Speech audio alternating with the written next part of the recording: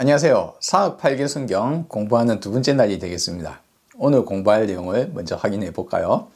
자신의 견해를 어찌 극복할 것인가? 갈망에 이끌리고 좋아하는 것에 빠져 있으면서 스스로 결론을 짓고 정말 아는 것처럼 그렇게 말한다. 이것이 사학 8개 성경의 두 번째 개송의 내용이 되겠습니다. 개송의 첫 번째 구부터 확인해 볼까요? 자신의 견해를 어찌 극복할 것인가? 자신의 견해를 극복할 것인가? 얼핏 보면은 견해를 극복해야 되는 것처럼 말하고 있잖아요. 자, 그럼 자신의 견해를 왜 극복해야 됩니까? 당연한 거 아니냐 라고 생각하시는 분도 있을지 몰라요. 근데 과연 진짜 사람은 자신의 견해를 극복해야 합니까? 견해란 뭐죠? 나의 기준, 나의 생각, 나의 관념, 개념, 나의 견해. 난 이렇게 본다 세상을. 난 이렇게 생각해. 왜 나의 견해를 극복해야 합니까? 그것이 바로 우리가 동굴 8개송경에서 이야기했던 동굴에 매여 있고, 여기서 동굴이 뭐였습니까? 바로 나의 견해입니다. 내가 익숙하고 너무나 당연시 여기지만 거기에 매여서 살아가는 나의 익숙한 그곳, 나의 생각, 나의 견해, 거기에서 벗어나라. 내 동굴에서 벗어나라. 나를 둘러싸고 있고 덮여있는 수많은 것들로 덮여있는데 거기에서 벗어나라. 그렇지 않으면 어떻게 됩니까? 단단하게 굳어버려서 미혹에 빠져있다. 내 견해에서 벗어나지 못함으로 단단하게 굳어서 우리나라 말로 치면, 속된 말로 치자면 꼰대가 되어 있다. 이렇게 해야 돼. 이게 맞아. 저렇게 해야 돼. 자신만의 생각과 자신만의 세계에 빠져서 굳어서, 딱딱하게 굳어서 유연하지 못하고 변화하지 못하며 새로운 지식을 습득하지 못하며 자기의 생각을 돌이켜 볼 수 없는 그런 사람이 되어버린다. 벗어나라. 무엇에서? 동굴에서 벗어나라. 자신의 견해를 왜 벗어나야 합니까? 그것이 동굴이기 때문에, 그것이 나를 둘러싸고 나를 형성하고 있는 껍질이기 때문에, 나라고 착각하고 있는 나의 견해, 생각, 내 생각, 나의 견해, 나의 좋고 싫음, 그것이 내가 벗어나야 될 대상이기 때문에. 불교는 무엇에서 벗어나야 합니까? 벗어나라고 그만큼 이야기했는데 무엇에서 벗어나야 합니까? 오라, 파람에서 벗어나라. 오라, 낮은 것, 세속적인 것, 조그만 쾌락가, 그 사이에 단지 쳇바퀴 돌듯이 인생을 살아가는 그와 같은 것에서 벗어나라. 세속적인 그런 착각 속에서 벗어나라. 그럼 또 반대로, 그럼 그것이 아닌 신비한 그 무엇인가, 영원한 무엇인가, 불멸의 무엇인가, 사후세계, 영원한 거, 신적인 거, 신비한 거, 그 무엇인가를 추구하는 거, 그것도 벗어나라. 바람, 그것도 상상이다, 착각이다, 오해이다. 너무의 그 무엇인가, 바람, 너무의 그 무엇인가를 추구하지 마라. 오라, 바람, 낮은 것과 너머의 것, 초월의 그 무엇인가도 둘 다, 모두 다 벗어 던져라. 그 둘 다 뭡니까? 우리의 견해거든요. 자신의 견해를 어떻게 극복할 것인가? 다른 말 하자면 극복을 해야 된다는 말인데, 왜 극복을 해야 되는 것인지에 대해서 첫 번째 개송에서 이미 말을 하고 있어요. 첫 번째 개송 내용을 다시 한번 확인해 볼까요? 뭐가 되어 있습니까? 실로 화가 나서 누군가에게 말하기도 하는데 화가 나서 막 말한다 이거죠. 말하기도 하는데 그것조차도 정말 사실이라고 생각해서 말하고 있다 이거예요. 이게 왜 중요합니까? 자신의 견해에 쌓여있기 때문에 자기는 화를 내고 욕을 하고 왜 안 따르냐고 말을 하는데 그 사람 본인은 자기 생각이 옳다고 생각하고 있는 거예요. 자기 견해에 쌓여 있는 겁니다. 그렇죠? 딱딱한 게 굳어 있는 거예요. 이것이 왜 문제입니까? 왜 문제일까요?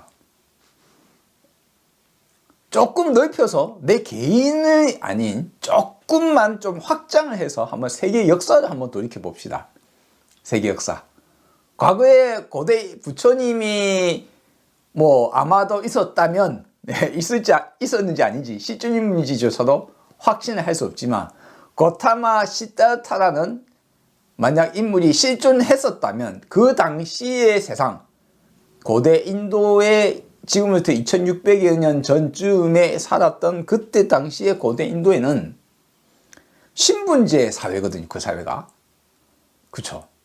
그 사회는 신분제 사회예요. 그래서 바라문 계급, 사제 계급이 있고 그 다음에 크샤트리아의 무사 계급 또는 지배 계급 일종의 무사 내지는 왕족 계급에 해당하는 무력을 담당하고 힘있고 관리에 해당하는 크샤트리아 계급이 있고 그 다음에 바이샤 평민 계급 생산 계급 다양한 생산을 하는 계급이 있고 그 밑에 또 노예 계급 수두라라는 노예 계급이 있다 이거예요. 이것들이 직업과 혈통에 따라서 태어나기를 니는 누구의 자식이면 네가 아버지가 무사였다면 니도 무사요. 네가 아버지가 어떤 바라문 무엇을 하는 바라문이었다면 니도 그거 하는 바라문이요. 네가 왕족이면 네 아들도 왕족이요. 너의 아버지가 옷에 물감에 물을 배게 하는 염색공이라면 너의 아들도 염색공이야. 그 사람의 혈통에 따라서 누구의 자식으로 너의 아버지가 뭘 하던 삶이면 자식도 거기에서 범위를 벗어날 수 없다라는 노예면 노예요. 직장과 직업과 계급이 혈통에 따라서 다 연관되어서 돌아가는 이 시스템에 석가모니 부처님이 살아 계셨을 당시의 고대 인도의 모습이거든요. 지금도 심지어는 일부가 인도에서 남아 있습니다.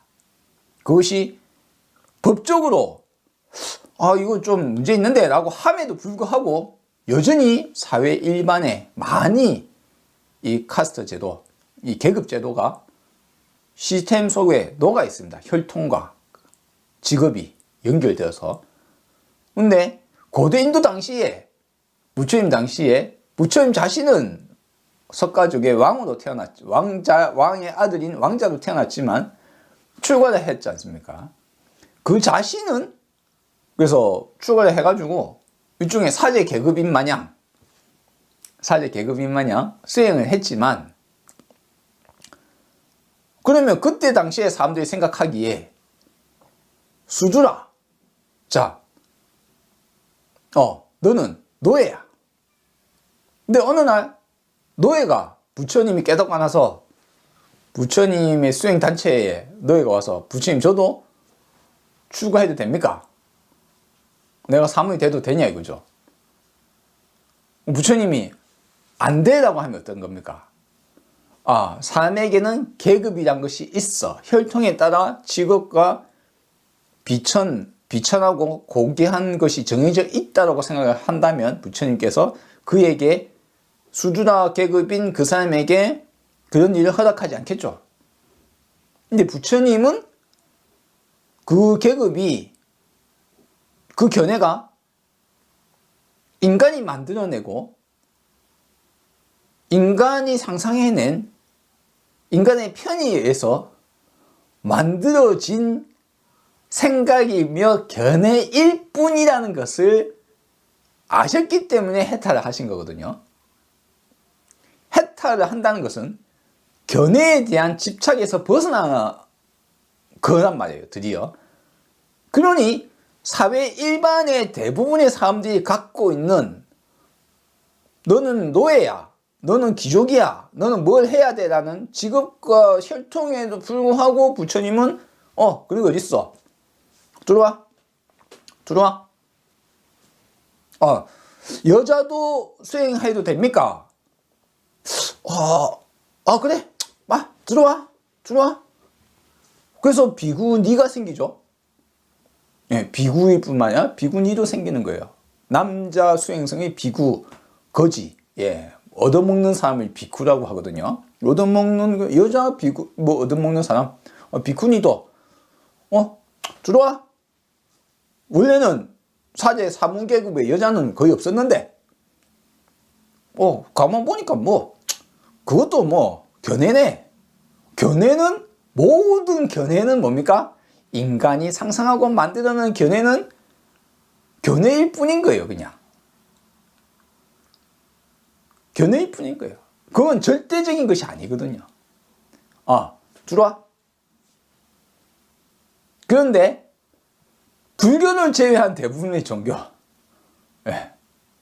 그걸 인정하는 종교 있는 그대로 견해를 갖고 있는 종교, 견해를 갖고 있는 종교 입장에서는 어떻습니까? 아니 네가 감히 네 하는 일 해야지. 네가 똥을 치면 네 자식도 똥을 치어야 되고, 네 아버지가 제사 계급이면 니는 제사만 해도 돼. 네 아버지가 왕족이면 네 아들도 왕이야, 왕족이야. 그렇게 생각하겠죠. 그 생각들이 본인 스스로도 그 사회에 태어나면 그것이 당연하게 느껴집니다.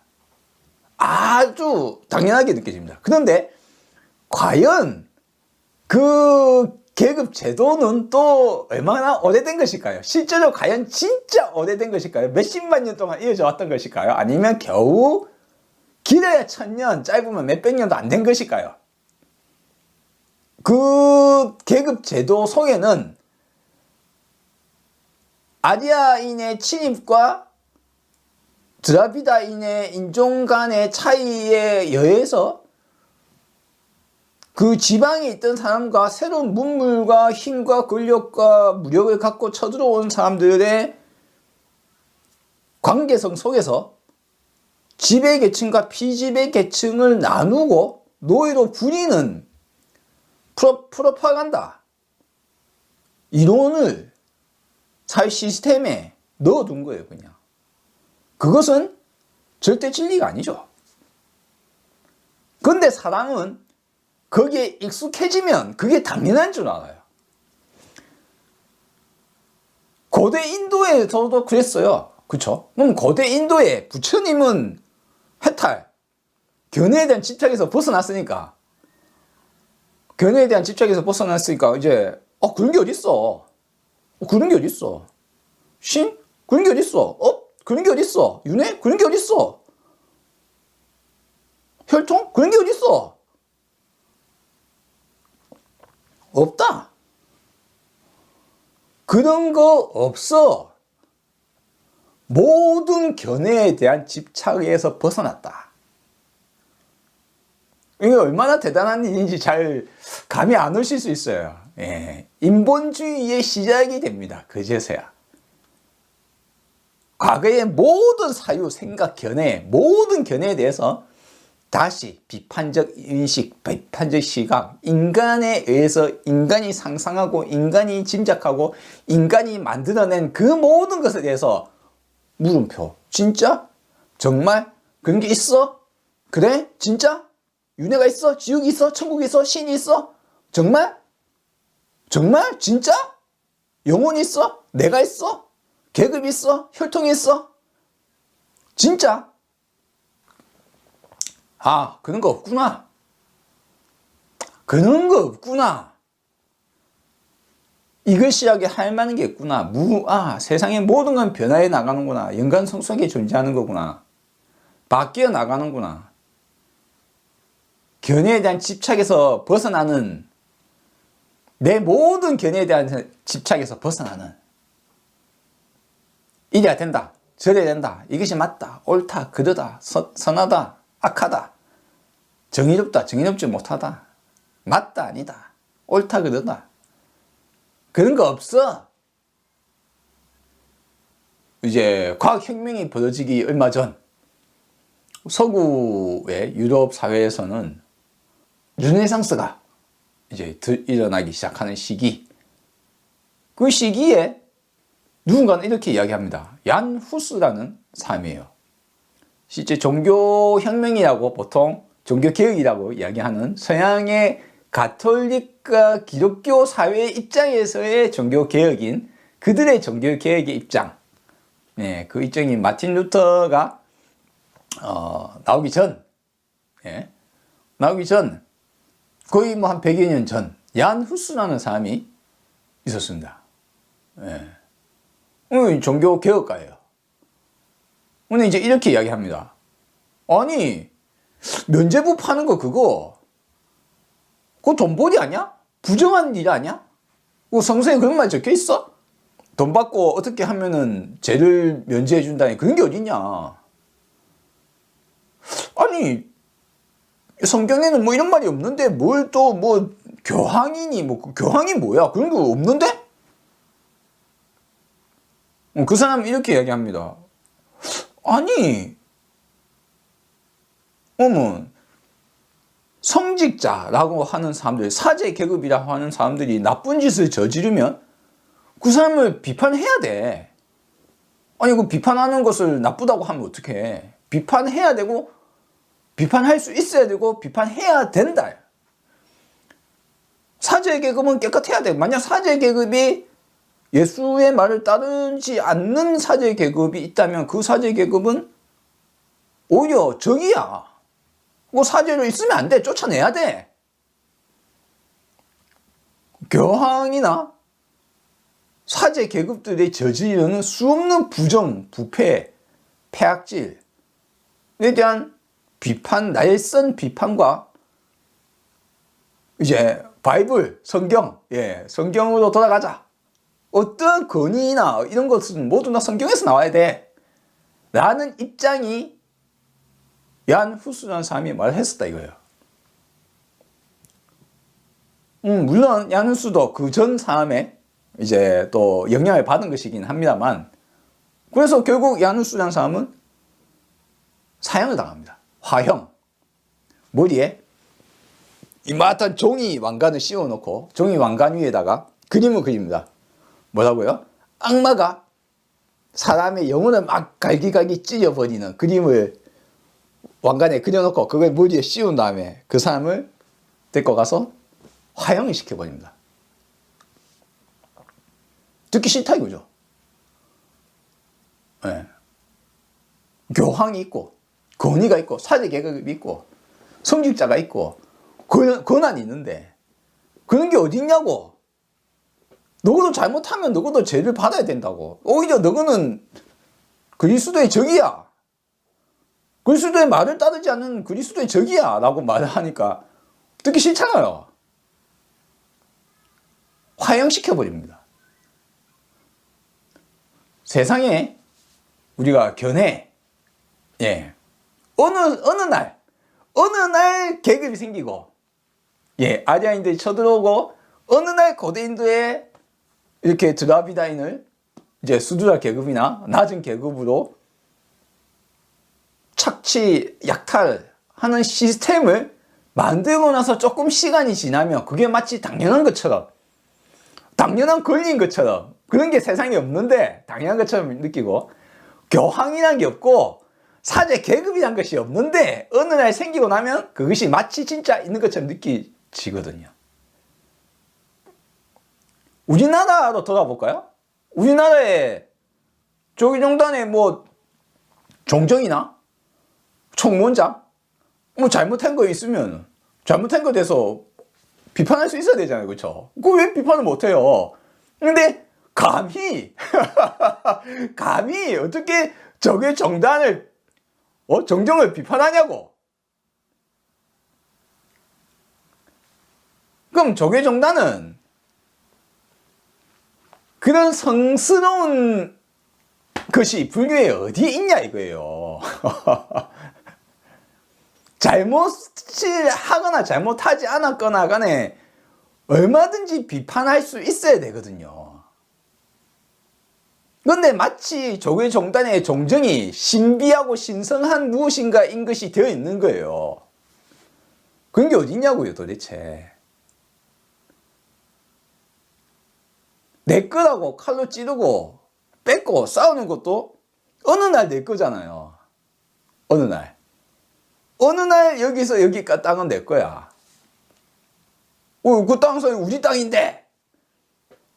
금꺼놓고 이제부터 우리 땅이야. 그 땅이 네 건 내 게 어딨냔 말이야. 근데 이 땅 금꺼놓고 이제부터 우리 땅이에요. 이 내 거야. 근데 그건 내 게 어딨어요. 1492년 콜럼버스가 배를 타고 항해를 해가지고 인도에 가려다가 인도에는 못 가고 왜 이제 도착한 아메리카 대륙의 중앙쯤에 도착을 했는데 또 도착하고 나서 사람들을 보고는 자기는 인도에 도착했다 생각하고 그 인도 사람을 생각해가지고 근데 자기가 보기에는 조금 좀 미개해 보인다 이거예요.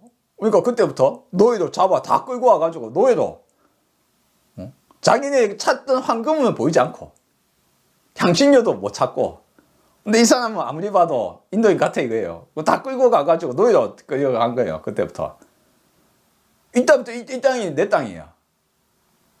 뭐 너가 땅이 어디냐고요 거기에. 그 사람들이 인간이 아니야. 노예를 부려도 돼.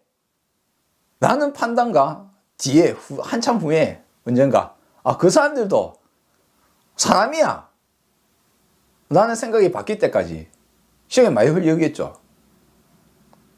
그 견해는 우리는 인류 역사상 그와 같은 견해들 때문에 이게 내 거야. 이게 네 거야. 이게 계급이 있어. 넌 노예야. 인류가 견해로 그와 같은 피와 눈물의 세상을 만들어 온 것이 인류입니다. 우리는 왜 견해에서 벗어나야 하는가? 잘못된 견해가 아니라 내 견해가 잘못될 수 있고 있는 사실 그대로를 볼 수 없을 수 있다는 사실을 확실하게 이해하는 순간 내 생각에 따라 누군가를 마녀처형하고 누군가를 이단으로 잡아서 모가지를 치고 누군가의 날선 비판을 보고 어떻게 감히 성스러운 종단의 종정을 조계종 종정을 비판하느냐 하면서 건의로 내려 찍어 누르는 그딴 것이 불교라고! 21세기의 대한민국에 불교를 한다는 사람이 그와 같은 일을 하고 있습니다. 지금도 여기 우리 땅이야. 너가 나가 해가지고 전쟁 치고 모가지 미사일 날리고 드론이 가서 미사일 쏘고 총칼로 치고받고 싸우고 있습니다. 무엇 때문에? 내 땅, 내 거, 손해, 이익. 왜? 견해 때문에. 그건 네 거, 내 게 아무것도 없는데. 당신이 공기 마실 때 그게 네 거, 내 거다 하고 공기 마십니까? 당신이 햇빛을 쐬울 때 그게 이 햇빛이 네 햇빛이고 내 햇빛이라고 하고 싸우면서 봤습니까? 이 지구에 네 게, 내 게 어딨어요?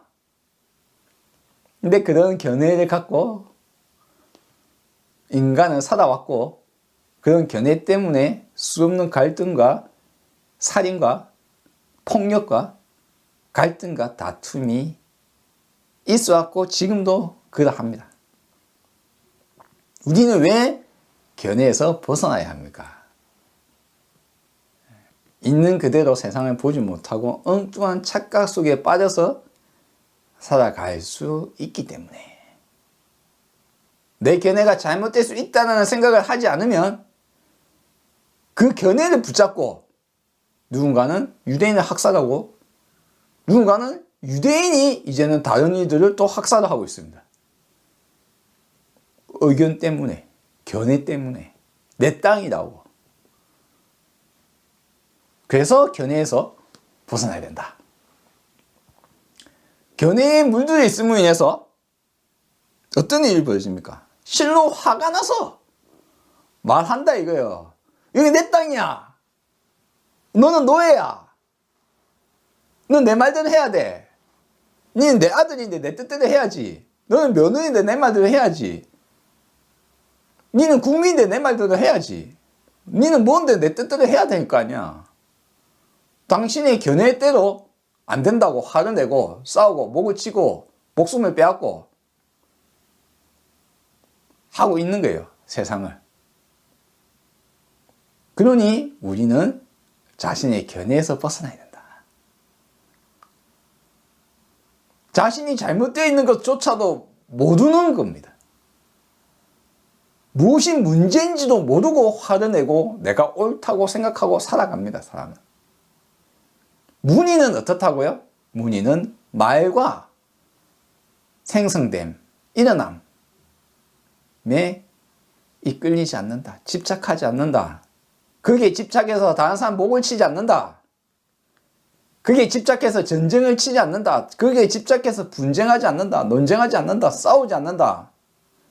왜? 잘못될 수 있기 때문에.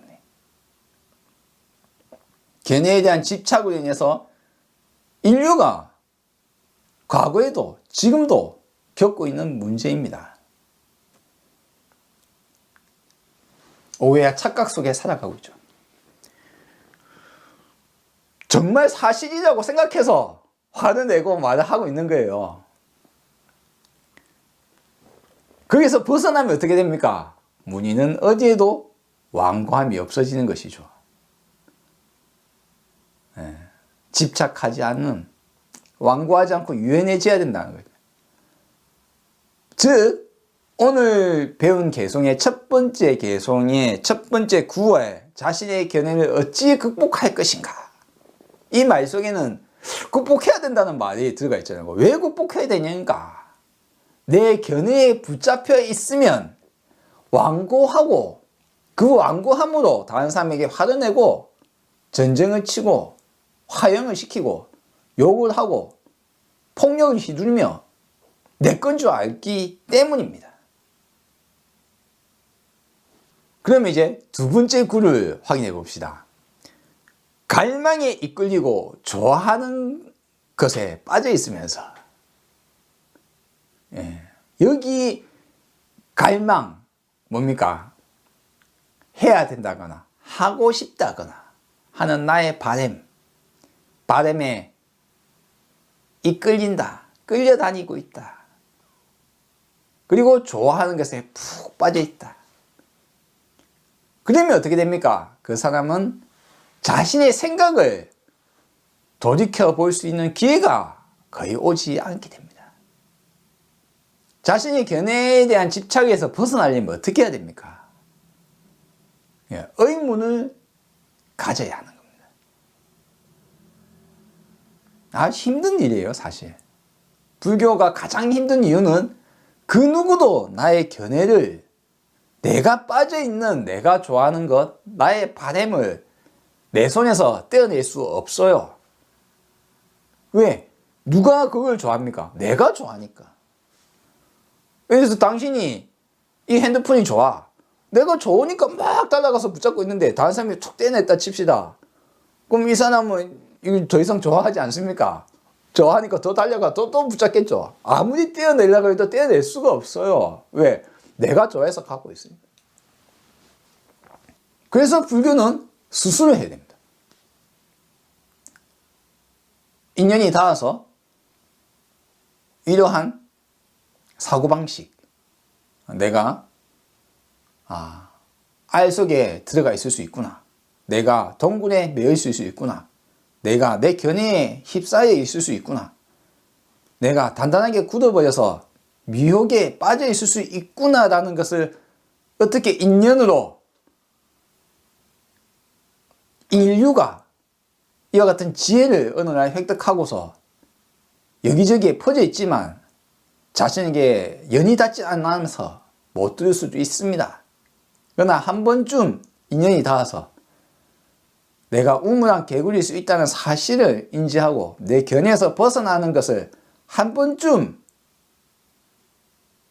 연이 닿아서 인연이 닿아서 듣게 되었다면 그때서야 드디어 스스로 내가 무엇에 붙잡혀 있는지, 내가 무엇이 좋다고 거기에 매여 있는지, 내가 무엇을 해야 된다고 생각하고 있는지, 어떠한 견해에 붙잡혀 있는지 살펴보고 의문을 가져야 그때서야 견해에 대한 집착에서 벗어날 가능성이 이제 생기는 겁니다. 불교는 그래서 스스로 해야 됩니다. 자등명, 법등명, 나의 등불은 내가 켤 수밖에 없고요. 법등명, 법은 내가 발견할 수밖에 없습니다. 다른 사람이 나의 불을 밝혀주지 아니하며 다른 사람이 나의 길을 밝혀줄 수가 없어요. 내가 착각에 빠져 있는 줄 내 스스로 의문을 가지고 자신을 돌이켜 보아야 됩니다. 내가 무엇에 붙잡혀 있는지 알 수가 있습니다. 세 번째 구와 네 번째 구를 다시 한번 확인하겠습니다. 스스로 결론을 짓고 정말 아는 것처럼 그렇게 말한다. 불교는 자신의 견해를 벗어나는 것인데 제가 매일같이 TV나 유튜브나 교과서나 책이나 영화나 드라마나 모든 어딘 것을 보든지 간에 만나게 되는 수없는 사실이 하나가 있습니다. 뭡니까? 이것이 옳다고 결론을 내리고 거기에 폭 빠져 있는 사람들을 너무나 자주, 너무나 많이 보게 됩니다. 사실 내가 내린 결론은 정답이 아닐 수 있거든요. 그런데 자기가 보지도 못하고 관찰하지도 못한 것을 정말 그런 게 있는 것이 마냥 제가 제 영상 중에 윤회는 없다 라는 영상이 있죠. 이 영상에 댓글을 보면 아주 재밌어요. 윤회를 직접 관찰하는 사람은 한 명도 없어요. 그 중에 댓글에 단 사람 중에 내 전생을 내가 기억하고 있어 그런 사람은 한 명도 없어요. 근데 그 사람들이 다 윤회를 믿고 있어요. 윤회를 믿고 있다고요. 그러면 윤회를 믿는다는 건 뭡니까? 윤회를 보지도 못하고 알지도 못하는데 믿고 있는 거잖아요. 그 견해는 어디서 생성된 겁니까? 책에 쓰여 있다고? 남들이 말한다고? 불교는 그런 게 아니라고요. 그렇죠? 불교는 뭔가 있다고 말하는 종교가 아니에요. 불교는 뭔가 있어. 영혼이 있어. 내가 있어. 천국이 있어. 지옥이 있어. 윤회가 있어. 업이 있어. 그런 걸 말하지 않는 종교라고요. 신이 있어. 영혼이 있어. 신통력이 있어. 뭔가 있어. 그런 걸 바라지도 않고 추구하지도 않으며 있다고 말하지 않는 종교입니다. 그런데 어느 날 불교가 그것이 있다고 말하는 종교가 되어서 수없는 유튜브 영상, 수없는 스님의 입으로, 수없는 승려와 수없는 불자의 입으로 맨날 첫날 나와서 그게 있어요. 스스로 결론을 짓고는 그런 게 있다니까요. 뭐 윤회뿐만이 아니에요. 윤회뿐만 아니면 제가 이제 불교기 때문에 불교만 비판하잖아요. 근데 뭐 사실 불교만 비판할 건 아니죠. 세상에 그거는 학문뿐만 아니라 종교, 철학, 정치, 사회, 문화 수없는 분야에 있어서 사람들이 자기도 잘 모르는 것 주장을 할 수 있어요. 내가 생각하기에 이러한 것이 가능성이 높지 않을까, 나는 이렇게 생각한다 라고 주장을 할 수 있죠. 그렇죠? 그래요. 근데 불교를 하는 사람이라면 어찌해야 됩니까? 예를 들어서 윤회다. 그러면 있을 수도 있고 없을 수도 있는 거잖아요. 그렇죠? 책에 적혀 있어도 진짜 있는 거 맞을까? 옆에서 그와 같은 의견을 낸다면 한 번쯤 생각해보고 자신의 견해가 잘못될 수 있으니까 자기 생각을 비판적 의식으로 돌이켜 보아야 되거든요. 진짜 있을까? 정말? 이게 있어? 불교는 무상무아의 종교인데 이런 것이 있어. 영원불멸한 뭔가 계속 돌아라는 이야기를 들으면 그게 뭐야? 그 불교 무상하고 무아와 배척되는 거 아니냐라고 의문이 든다는 누군가가 말을 한다면 그때는 다시 한번 비판적 의식으로 살펴볼 수 있어야 됨에도 불구하고 그냥 그런 게 있다고 우기고 있는 거예요. 책이 있어! 여기 적혀 있잖아! 그거는 불교가 아닌 거예요. 불교 공부를 기본을 못 갖추니까 불교라고 한다면서 불교의 가장 기본이 뭐라고요? 의문, 질문, 토론, 사유, 견해에 대한 내 모든 견해에 대한 뭔가 있어라는 그 모든 견해에 대해서 샅샅이 낱낱이 털어버리고 벗어나서 집착하지 않아야 되거든요. 근데 거기에 매여 있단 말이에요. 매여 있으면서 뭘 불교를 한다고? 아니, 가장 기반이 되는 건 뭡니까? 사유와 내 견해, 생각, 언어, 개념, 관념 모든 것에 대해서 벗어나는 것. 견해에 대한 집착에서 벗어나야 되는데 있어 라고 하는 게 그게 뭐가 불교냐고요. 그 속에 폭 빠져가지고 그걸 주장하고 나와 있는 사람 뭡니까? TV에 나와서 막 떠드는 사람, 유튜브 영상에 나와서 윤회가 있어! 그거 없으면 불교가 성립이 안 돼! 라고 하는 사람 뭡니까? 불교의 시작도 못했다. 불교라는 기본 공부의 시작을 못했다. 아예. 여러분, 불교 공부의 시작도 못한 사람이 나와가지고 뭐 공이 어떻고 무화가 어떻니 뭐 나화가 연기가 어떻니 뭐 그래 윤회가 어떻니 경전이 어떻니 뭐가 있다라고 그렇게 주장하면서 그게 뭔지도 모르면서 관찰도 못했으면서 불교 공부의 시작을 못하면서 나와서 그런 이야기 하고 있는 거예요. 불교 공부의 시작이 뭡니까? 의문, 질문, 내 견해에 대한 내가 생각하고 있는 내 생각에 대해서 비판적 의식을 가질 수 있느냐 없느냐를 시작인데 우문한 개구리인 것을 인식하고 하심을 가지는 것이 처음 시작인데 그래야 내가 갖고 있는 견해를 틀을 벗어날 수 있잖아요. 그 가능성이 눈꽃만큼 있으면 의문의 물음표를 가지고 있어야지 내 틀에서 벗어날 수 있는 겁니다. 시작이 의문이거든요. 그런데 시작도 못했다 이거예요. 즉 동굴에 매여 있고 수많은 것들이 덮여 있다는 사실을 그 사실 인정이 불교의 시작이거든요. 내가 잘못 생각할 수 있구나. 내가 우물한 개구리일 수 있구나. 내 견해가 잘못될 수 있구나. 내 견해가 내 동굴일 수 있구나. 나는 수많은 것들이 덮여 있을 수 있구나. 내 견해가 잘못될 수 있구나. 나는 무언가 집착할 수 있을 수 있구나. 그걸 인정을 하고 그것을 바라보고 거기서 벗어나기 시작하기 전에 제일 처음이 뭐라고요? 그럴 수 있구나라는 제 기본 불교의 기본이 내가 쌓여 있을 수 있구나. 근데 그 기본도 못 갖추고 불교를 시작도 못했으면서 그게 불교 한다고. 그게 지금 대한민국 불교계의 현실입니다. 그것이 내 견해가 100% 옳다고 그 속에 폭 빠져있는 사람이 토론과 비판적 의식을 준비조차도 안 된 사람이 딱딱하게 굳어버린 사람이 그 사람이 불교를 한다고. 제가 말할게요. 너 불교하는 게 아니야.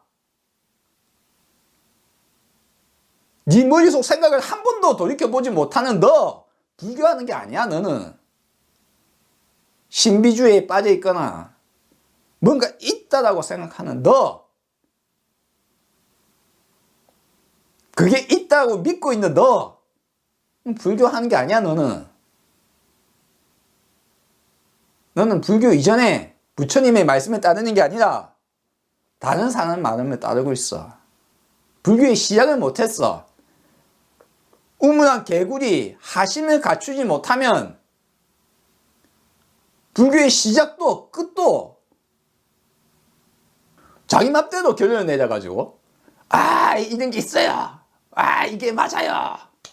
그러니까 자기 자신이 내린 결론에 대해서 의문 한 번 내리지 않고 스스로 결론을 내리고 마치 그런 것인 줄 알고 그렇게 말을 하고 다니는 겁니다. 그것이 2000 몇백 년 전에 개성에 적혀있는 불교 개성에 적혀있는 것이 지금 21세기 2024년 현재 유튜브 방송만 틀면 수없이 오늘도 내일도 수없는 불교계에서 다른 곳에서 나오는 것도 아니고 불교계에서 여러분 불교계에서 그렇게 나와요. 우리가 초기 불교야. 네가 뭔 초기 불교야.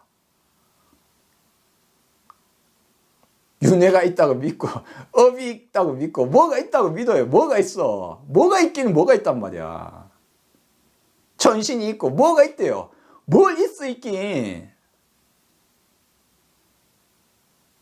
관찰할 수도 없는 내용을 가지고 그걸 마치 불교라고. 불교는 관찰할 수 있는 것에 대해서 말하는 종교이다. 스스로 또다시 스스로와 세상을 또 관찰하는 종교이다. 의문을 가지는 종교이다.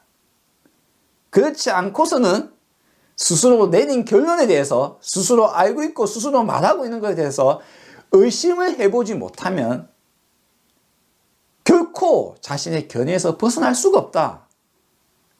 내가 좋아하고 내가 알고 있고 내가 경험하고 하는 나의 생각 속에 빠져서 살아간다면 내 견해에 대한 집착에서 결코 벗어날 수 없다. 의문을 깊숙이 가지는가? 내 생각에 대해서 의문을 할 수 있는가? 내 감정에 대해서 질문을 던질 수 있는가?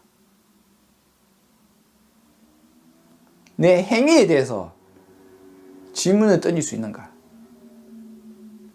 불교는 확신의 종교가 아니라 의문의 종교이다. 의문으로 가득 찰 때만이 드디어 내 자신의 견해에 대한 집착에서 벗어나서 유연해질 수 있다. 부처님은 확신의 부처님이 아니다. 여러분, 부처는 세상의 모든 진리를 다 알고 있는 사람이 부처가 아니란 말이에요. 그런 부처님은 없어요, 세상에. 부처님은 의문의 부처님이다.